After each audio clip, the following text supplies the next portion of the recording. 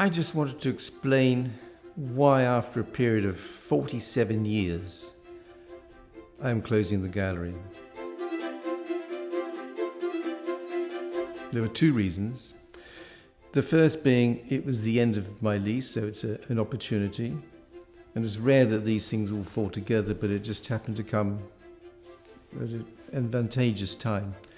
And I'm not getting any younger. Having been dealing for 47 years, it's a good stint. The other is that with the internet becoming so popular now, there is a restructuring going on of the art market. It's all changing from what it used to be in the 80s, 90s. And there's this seismic shift just going on that's going to make galleries like this, which is well cited, unprofitable. Nowadays, one's got to think twice about putting a show on, how it's going to be received. And this present show is going to be the last show of the gallery. This is a Belgian-French artist called Joseph Lacasse. He actually started life as a teenager working in a quarry in Belgium. And he would take the rock crystal home at night. And he would actually draw the different facets and the shapes. And in doing so, he was creating an abstract painting. He didn't have any money. He was using just the black paper and the chalks they used to mark the rocks out with in the quarries. And those he'd take home and do these sketches. He lived to about 80, and his work was consistent right throughout his lifetime. A lot of artists, their work sort of goes up and then it goes down, it declines. And in his latter years, his work still maintained quality and character and had a lot of depth and mysticism in it.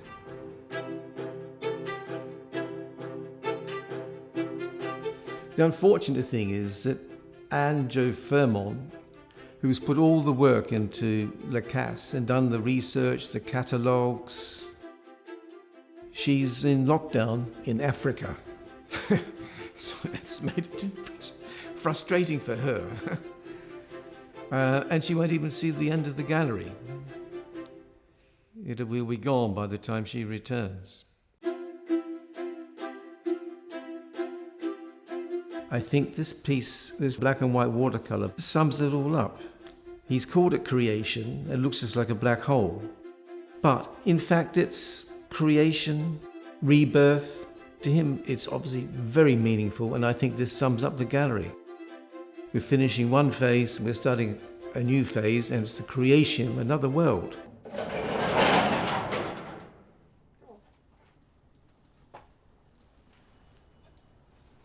The gallery has survived 4 economic crises now, starting with the 1974 recession. And I think it's our depth of stock that has helped us endure these economic crises that have fallen upon us and will help get us through the 2020 crisis.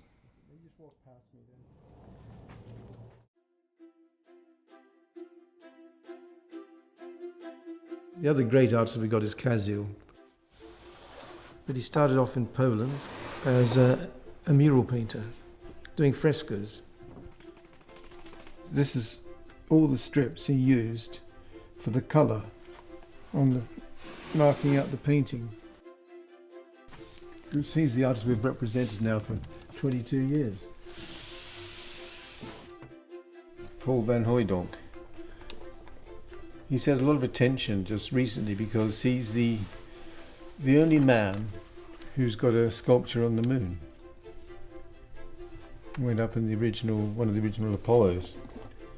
And they took up a piece of music, a piece of art, and a piece of literature. It was just a little figurine like this in aluminium. It couldn't be anything heavy. I've always been passionate about art.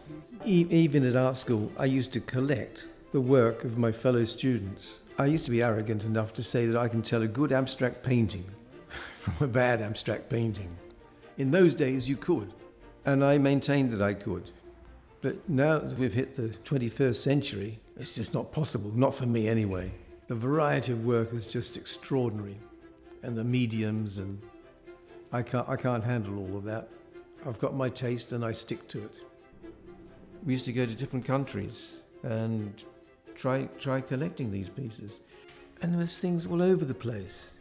And people would direct you to families and people that wanted to sell paintings. Then all of a sudden, it dried up and you just couldn't find anything else. We then moved into Belgian Impressionism, which has led us directly onto where we are now. And Joseph Lacasse is a Belgian-born artist, which we have on view here now. Our final show.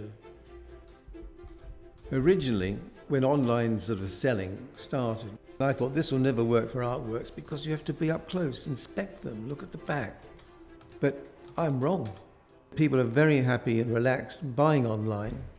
And many of the little galleries now, I think, will also adapt to this scenario. I can't see them sort of continuing paying the rent, the rates. So they'll find so much of their business goes online. They'll think, well, what am I doing here with the gallery? I might as well just have an office or a storage depot, which is what we're doing. There was the classical way of dealing, but now we're getting into the new way of dealing. So from July, Whitford Fine Art is moving from being a physical gallery to becoming an online gallery. I've got a good storage depot, I've got a large apartment, and we can work, I think, very well from there.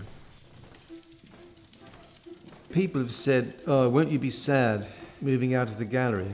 And I said, not really, because there's new avenues opening up now, and it's nothing to be sad about, it's exciting. It's a new adventure all over again.